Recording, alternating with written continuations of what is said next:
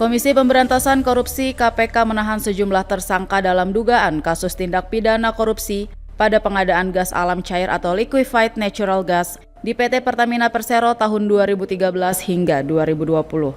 Para tersangka tersebut yakni HK yang merupakan Direktur Gas PT Pertamina Persero tahun 2009 hingga 2014, serta YA selaku Senior Vice President Gas and Power PT Pertamina tahun 2013-2014 dan Direktur PT Pertamina tahun 2015 hingga 2018. Dalam konferensi pers yang digelar di Gedung KPK Jakarta Kamis 31 Juli, Pelaksana Tugas Deputi Penindakan dan Eksekusi KPK, Asep Guntur Rahayu menerangkan bahwa kedua tersangka diduga memberikan persetujuan terkait pengadaan LNG impor tanpa ada pedoman pengadaan.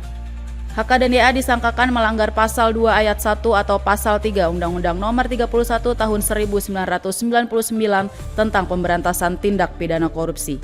Jadi membeli ya, Pertamina ini membeli nih import ya LNG, tapi belum jelas siapa yang akan jadi konsumennya gitu ya. Ini pembelian ini seharusnya memang sudah jelas sehingga sudah bisa diprediksi keuntungannya dan lain-lainnya gitu, seperti itu.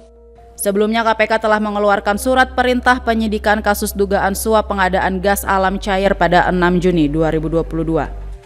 Pada 19 September 2023, KPK pun telah menetapkan Karen Agustiawan, Dirut Pertamina periode 2011 hingga 2014 sebagai tersangka dalam kasus yang merugikan keuangan negara sekitar 140 juta dolar Amerika Serikat ini.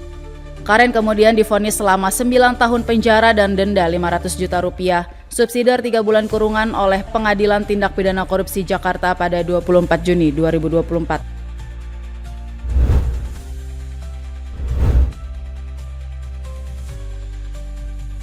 Komisi Pemberantasan Korupsi berpeluang memeriksa mantan Menteri Pendidikan dan Kebudayaan Nadiem Makarim dalam penyelidikan dugaan korupsi terkait pengadaan Google Cloud di lingkungan Kemendikbudristek. Pulang pemeriksaan Nadiem ini diungkap oleh PLT Deputi Penindakan dan Eksekusi KPK Asep Guntur Rahayu di Gedung KPK Jakarta. Sebelumnya KPK telah memeriksa mantan staf khusus Nadiem Fiona Handayani terkait dugaan korupsi tersebut. Asep menyebut saat ini pihaknya masih terus melakukan penelusuran terhadap kasus yang menjerat pendiri Gojek tersebut.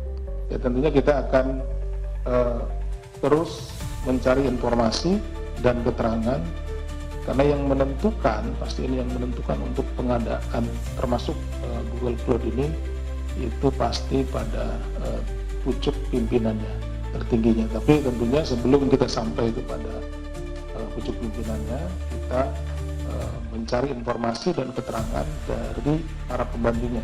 Dalam hal ini adalah saudari Fiona ini. Sebelumnya Nadiem juga telah diperiksa oleh Kejaksaan Agung untuk kasus terpisah yakni dugaan korupsi Chromebook di lingkungan Kemendikbud. Tidak hanya Nadiem, Kejagung juga telah memeriksa mantan sekretaris pribadi Nadiem berinisial DAS sebagai saksi.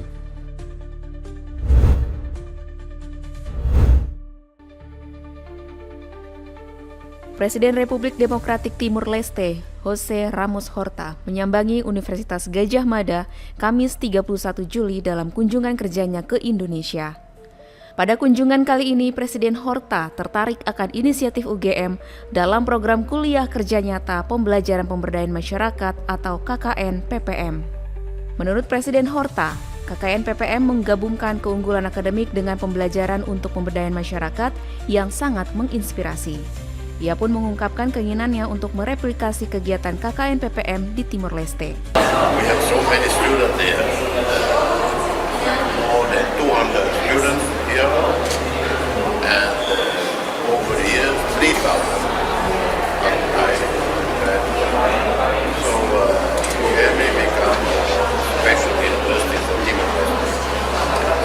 We can even expand that to the future. Completely agree on almost everything, anything, both domestically and internationally. So the cooperation with Indonesia is number one priority, and education, cooperation with Indonesia is also one of the most important elements of our relationship.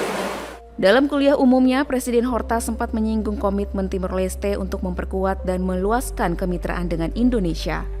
Terlebih hingga kini Timor Leste masih menggantungkan komoditas perdagangan pada Indonesia di mana 70% produk Indonesia digunakan rakyat Timur Leste.